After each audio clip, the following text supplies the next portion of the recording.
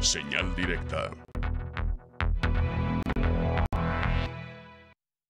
Estamos de regreso en Señal Informativa. Vamos a la línea telefónica. Ya está el doctor Roberto Castelán con su colaboración de esta semana. Muy buenos días, doctor. Qué gusto saludarlo. ¿Qué tal, Sonia? Muy buenos días. El gusto es mío. Muy buenos días, Belén. Y un muy buen inicio de semana a todos nuestros radioescuchas y televidentes del Sistema Universitario de Radio y Televisión. Pues hace unos días, la semana pasada, el candidato de Movimiento Ciudadano a la gubernatura fue detenido por policías de la Fuerza Única Estatal, policías que, como todos sabemos, participan, policías de todos los municipios de Jalisco, y fue detenido acá en la zona de los Altos de Jalisco, aquí por Cañadas de Obregón, entre Cañadas y Jalostotitlán, en una de las llamadas revisiones de rutina. Las carreteras de los Altos Norte desde hace mucho tiempo son como tierra de nadie ya en la noche. Lamentablemente para los ciudadanos de esta zona, a partir de que oscurece, no es propiamente una hora, pues ya se ve como un riesgo, o hay que tomar precauciones por para circular por esas carreteras. Y fíjese usted que estamos hablando de carreteras donde prevalece un Estado de Derecho, de carreteras en donde no tendría el ciudadano por qué tener ningún temor para circular en ellas. Sin embargo, circular en ellas, ya lo dije, a determinadas horas de la noche, cuando empieza a oscurecer, es ponerse en manos precisamente o de la policía o del crimen organizado, que en realidad en muchos casos es lo mismo, porque estas famosas revisiones de rutina que organiza la policía, pues son, como lo dijo el candidato, actos de intimidación. La verdad, los ciudadanos de la zona norte están intimidados, sienten miedo de este tipo de revisiones, porque pues no se sabe cómo van a actuar las policías. Yo creo que no hay protocolos de estas policías, o simple y sencillamente aprovechan que es, como dije, tierra de nadie y que podría pasar cualquier cosa para efectivamente hacer lo que quieren. Las acciones de la policía, hay que mencionarlo también, no son exclusivamente en la detención, en retenes, en estas revisiones de rutina, sino que hay muchas quejas en derechos humanos sobre la irrupción en domicilios particulares, especialmente en rancherías, en la noche, en donde muchas veces llegan y saquean, tratan mal a quienes ahí habitan, y sin menor explicación, igual que llegaron, se van. O sea, a lo que me refiero es completamente fuera del Estado de Derecho.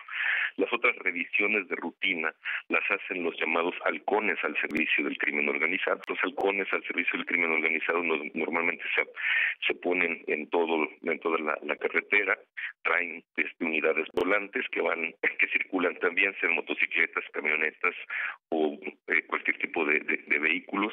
Están en gasolineras, siguen a ciertos automóviles que les parecen sospechosos, pero si el ciudadano circula constantemente por ahí, ya lo sabe, y la verdad es que prefiere mejor no circular. Por eso creo que es bueno que el candidato haya denunciado este tipo de revisiones de rutinas, porque como les dije, va en contra de las libertades de circulación que tiene el ciudadano para pues circular por cualquier lado del Estado, y efectivamente lo intimidan. El ciudadano hace mucho tiempo que se convirtió, y esta palabra, que es una palabra de la economía militar, la aplican al ciudadano común y corriente, el ciudadano se convirtió en daños colaterales. Por eso la visibilidad, como se hizo ahora, de la intimidación es muy importante, porque esto debe saberse que en las carreteras la policía intimida y el crimen organizado también intimida. Lo curioso es que desde hace muchos años la intimidación se ha convertido en una especie de política de Estado. Y si nosotros leemos las crónicas de cuando estaban los estados totalitarios, sobre todo de la zona de la Unión Soviética, nos vamos a dar cuenta que la intimidación es una política de Estado. la intimidación tiene que ver con algo que hace el Estado para el control de sus propios ciudadanos. El ciudadano frente a esta intimidación, como su nombre lo indica, tiene miedo y una de dos, o se paraliza completamente y no actúa como ciudadano, no ejerce su función de ciudadano, sino que se calla y lo asume y se asume como víctima, inclusive se victimiza, como en el caso del candidato a la gubernatura, o simple y sencillamente acepta estas condiciones de mano dura que le está poniendo el Estado. No son ciudadanos de un país, sino que prácticamente pertenecen a un Estado estos ciudadanos. Lo que llama la atención en el caso que estamos tocando del candidato a la gubernatura detenido es la rápida intervención de la Comisión Estatal de los Derechos Humanos, quien actúa de oficio. Por un lado, habría que felicitar a Derechos Humanos esta rápida intervención y actuar ex oficio, o sea, no necesitaron que le llegaran con una denuncia a sus oficinas, sino que en cuanto se enteró, pidió garantías para estas personas. Este caso de esta manera debería actuar siempre, constantemente, derechos humanos. Así debería de actuar en todos los casos que se le presentan y de todos los casos de los que se entera, que son muchos. Sin embargo, la Comisión Estatal de Derechos Humanos no actúa para defender a los ciudadanos. Como se vio en este caso, está actuando para proteger intereses de un partido político o de un político en específico. Si Derechos Humanos se moviera con esa celeridad en todos los casos de violaciones de derechos humanos, yo creo que estaríamos viendo una transformación en el Estado con respecto a las garantías individuales a los derechos humanos de los ciudadanos de Jalisco. Aquí el problema, y con esto concluyo, es que tanto el candidato como el gobernador, como derechos humanos, están actuando políticamente. Están tomando, y esto es muy, muy grave, un tema muy difícil para los ciudadanos, como es el tema de la violencia, para usarlo como parte de sus campañas políticas o de sus intereses políticas.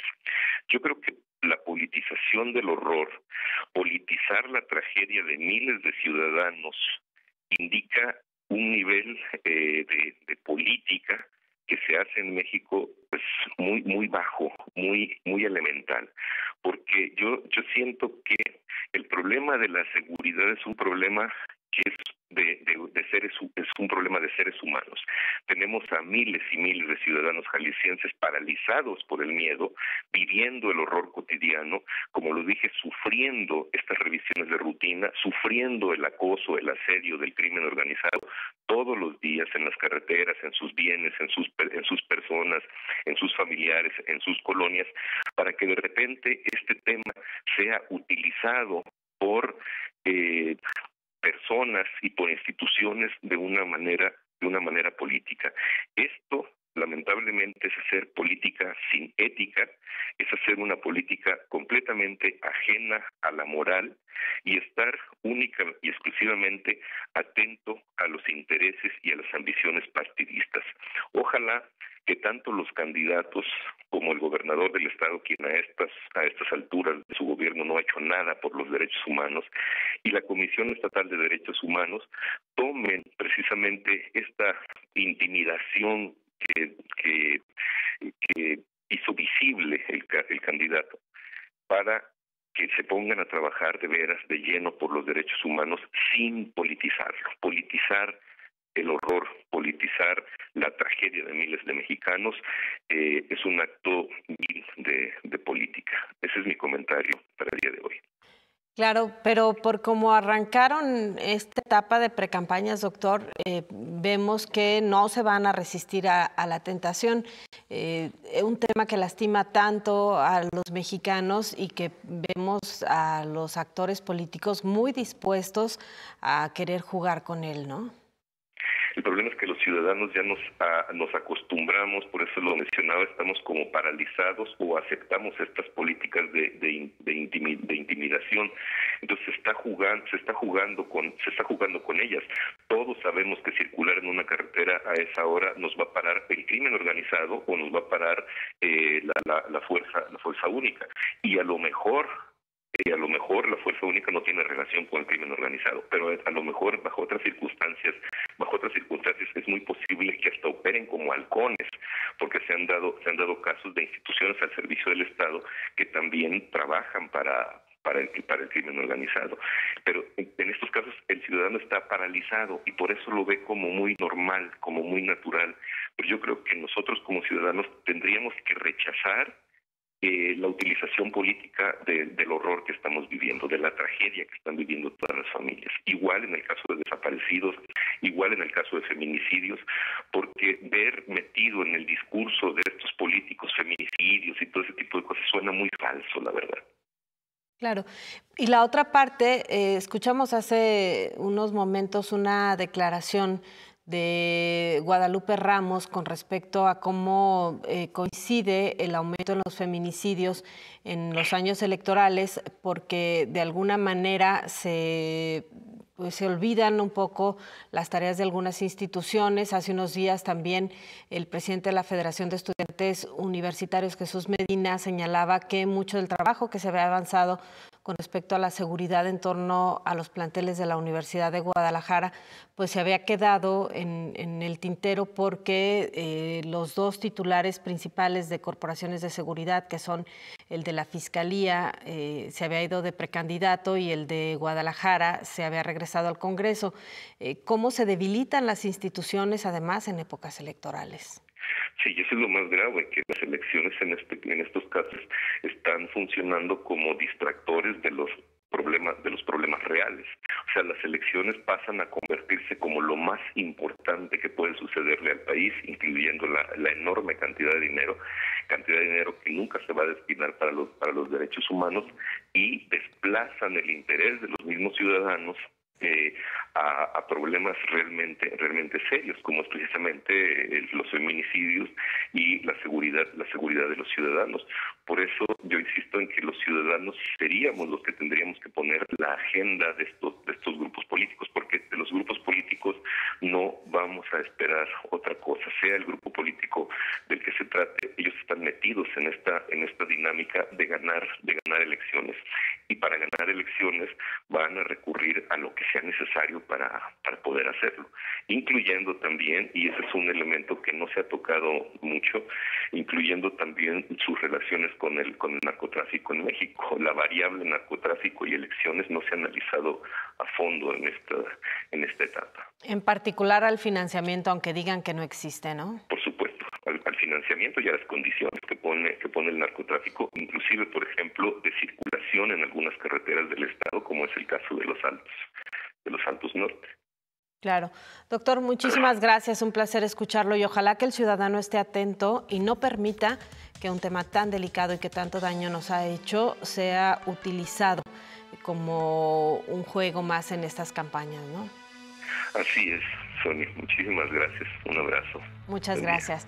El doctor Roberto Castelán. Nosotros hacemos una pausa. Regresamos. Tenemos más información.